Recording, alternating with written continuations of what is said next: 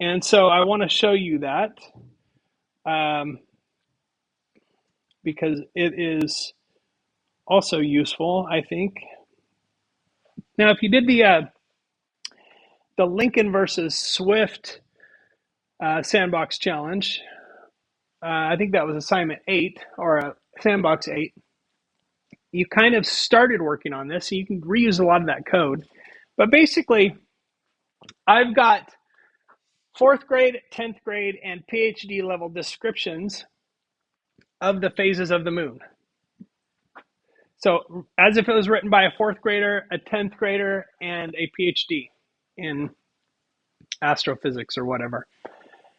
And your goal is to produce an algorithm that will generate a score based on the complexity of the language here. You're going to have to think creatively here. Think about what's different. What's the difference between a fourth grader and a PhD in astrophysics when they write about something? Maybe how big are the words they use? How many different words do they use? That kind of thing. So you want that algorithm, if you give it each one of these pieces of text, to generate a score. And that score should be like somehow correspond to the level of complexity of that language. So this is a way of thinking about language complexity and how we can train a computer to understand the complexity of language based on different factors. So, it does come down to thinking about how do we process language and what are the things that we can do with text using Python, which is quite a few things now. Word length, average word length, unique words, that kind of thing. And equate that somehow to a score.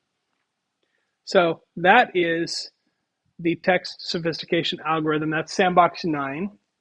And again, sandboxes are intended to be exploratory and trying stuff out. So that's the main thing there. It's not, I'm not going to scrutinize everybody's code to see how well your algorithm works, because this is really just about getting into the code and exploring the idea. So that's kind of the deal there, and that's the goal for S9. S8, S9 tend to be stretching assignments for a lot of people in the class. So if you're struggling with those things, don't worry about it. Just give yourself some time. Try and, if there's something that you're hung up on, see if you can break it down into smaller pieces. That's really sort of the goal of this assignment, is to push you to algorithmic thinking in terms of how can I break things down and solve those simpler pieces. So you've got about 30 minutes, and I will be here for that time to answer questions or help out. But that is it for Module 9. Next week we'll come back. We'll get right into Module 10. Or not actually next week, in 2 days. So that's where we're at.